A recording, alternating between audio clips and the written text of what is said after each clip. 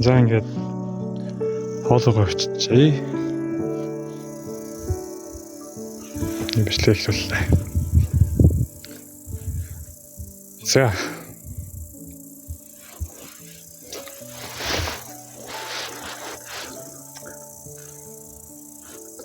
Бэкграунд нь гоё хоолой гээд уусан зав хадрлаа. За, магадгүй энэ бичлэгийг санамсаргүй болж утсан байх те. YouTube хаажсан чинь тараад ирсэн байх. Эсвэл бүр шеэр хийж байгаа энэ сувгийг олоод хайгаад аваад ирсэн бол баярлалаа. Хэрвээ яг одоо чамд хэн нэгний тийм гоё халуун дулаан, сайхан үг хэрэгтэй байгаа бол энэ бичлэгийг чамд зориулж байна.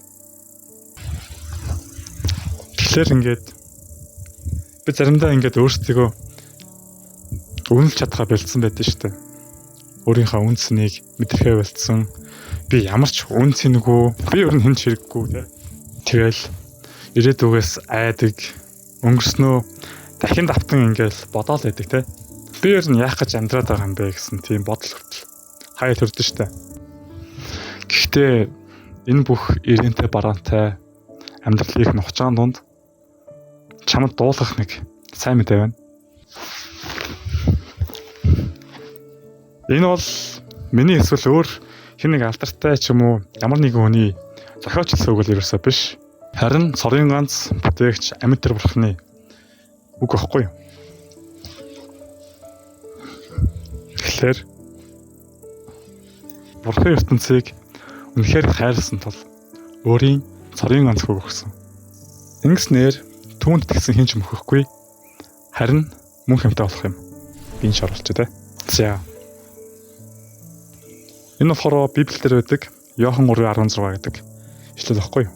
Энэ үгэн дээр бол бурхан зөвхөн ингээд гэмгүү зөвхт сайн хүнийг хайрладаг гэж хэлээгүй шүү дээ. Дан ганц зөвхт сайн хүмүүсийг биш. Энэ ертөнцийг хайрласан тул өөрийн цорын ганц хүүгээ өгсөн гэж юм тийм үү? Энэ ертөнцид чи ч бас багтаж байгаа, би ч бас багтаж байгаа.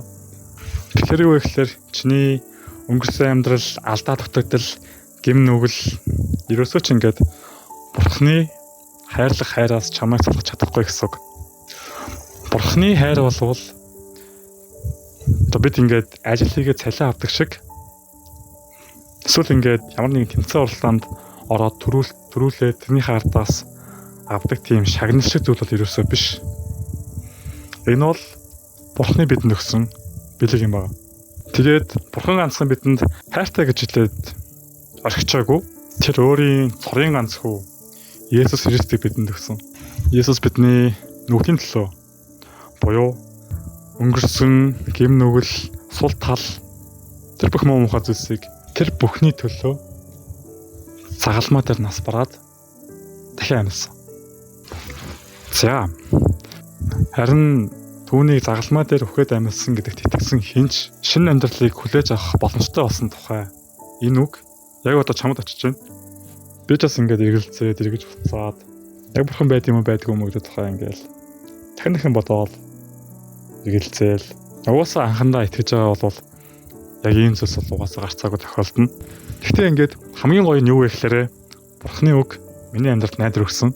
Ичхүүр, айдас, санаа зовлт, уур уцаар, шунал тачаал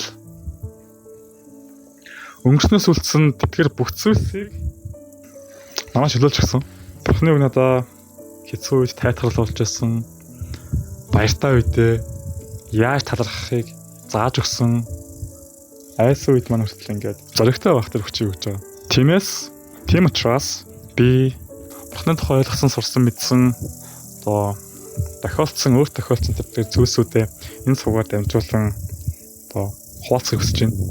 Тэгэхээр энэ сугаар би өөрийн итгэлийн амьдрал, Христийн тухай голцоо ярилцах болно. Хит шашинлаг биш. Айгүй энгийнээр ярилцахыг хичээнэ за. Магадгүй энэ бичлэгийг үзэж байгаа чи бурханд итгэдэггүй ч юм уу, эсвэл өөр бурханд итгэдэг. Эсвэл бурханд итгэдэг байжгаад одоо ямар нэгэн байдлаар бурхнаас холдсон юм шиг мэдрэмж авч аж магадгүй. Тэгээ чи ямар ч нөхцөл байдалтай ямар ч хүн байсан энэ сугаар дамжуулаад хамтдаа хэдүүлээ. Бурхны тухай ярилццгаая. Магадгүй чи энэ видеог, энэ бичлэгийг зүгээр ч нэг санамсаргүйгээр үзчихээгүй байх. Бурхан ч магадгүй энэ зүйлсийг сануулахыг хүссэн байх. Чи үнцэнтэй, чи орхигдоогүй. Чамд зориулсан Бурханы гайхалтай төлөвлөгөө байгаа. Бурхан чамайг хайрладаг.